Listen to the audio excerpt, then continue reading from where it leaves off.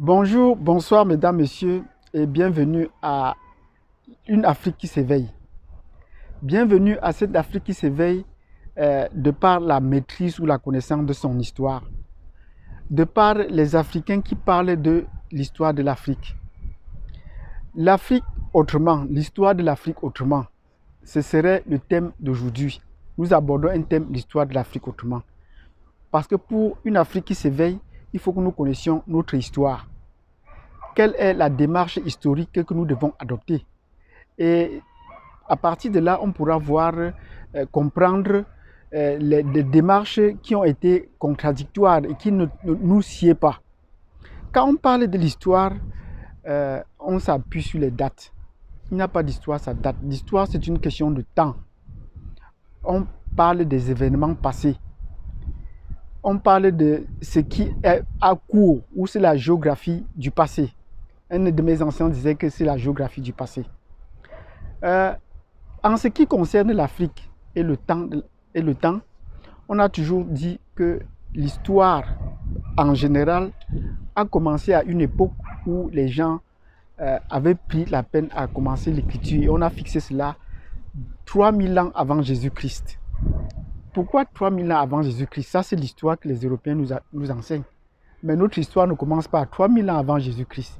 Si leur histoire commence à 3000 ans avant Jésus-Christ, notre histoire ne commence pas à 3000 ans avant Jésus-Christ. Notre histoire commence bien plus loin que cela.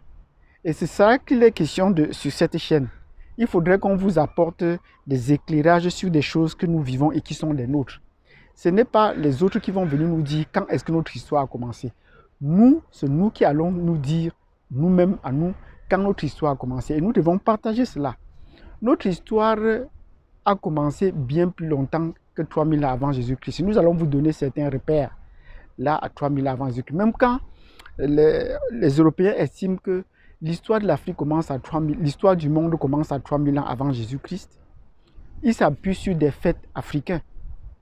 Parce qu'eux, ils ont découvert ce qu'ils ont appelé la pierre de Rosette, et qui estiment que cela aurait eu lieu 3000 ans avant Jésus-Christ.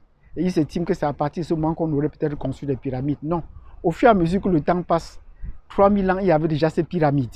À quelle époque remontent donc ces pyramides? Puisque les récentes découvertes commencent à prouver que 5000 ans, il y avait déjà les pyramides. À quelle époque est-ce qu'on a eu ces pyramides? On remonte encore loin dans le temps, loin dans l'espace. Même sur les momies, on remonte encore loin dans le temps. Et pour remonter dans le temps, il ne faudrait pas que nous nous focalisons rien que sur les arguments académiques. Les arguments académiques sont légers pour remonter l'histoire de l'Afrique. Et les documents qui remontent sur l'histoire de l'Afrique sont les documents effectivement religieux.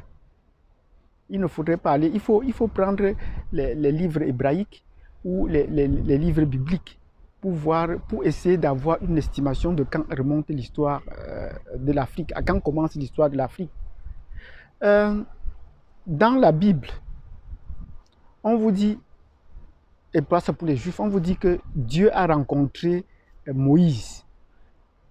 Dieu a rencontré Moïse dans le désert.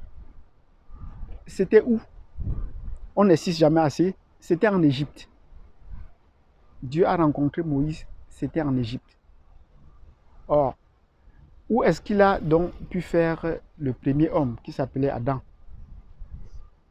S'il y a eu une terre et des oasis et des endroits qui peuvent décrire bien cet endroit, c'est dans la Bible qu'on va trouver des limitations.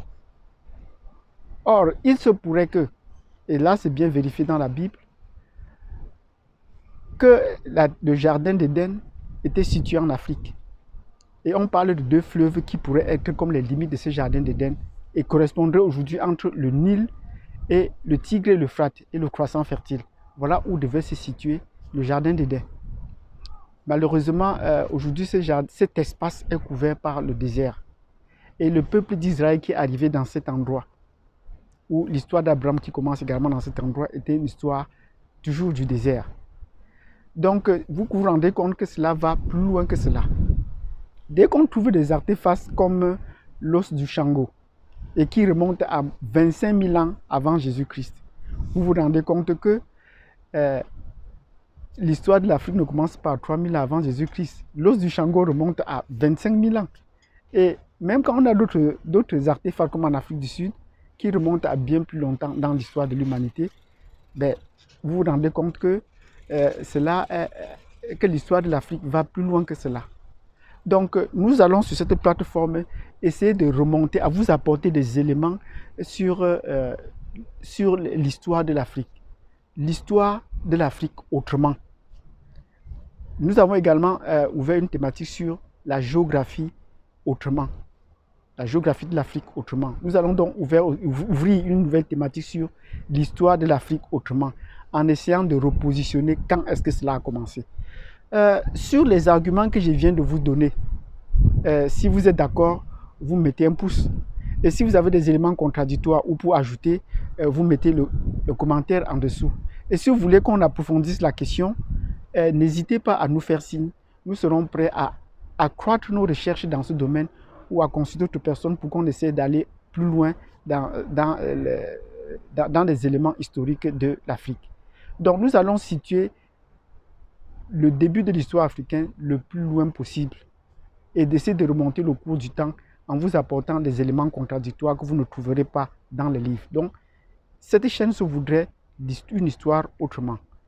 Si vous êtes d'accord, n'hésitez pas à liker cette vidéo. N'hésitez pas à vous abonner, à partager cette vidéo et à inviter d'autres personnes à venir sur cette plateforme. Merci et je vous souhaite de passer une excellente journée.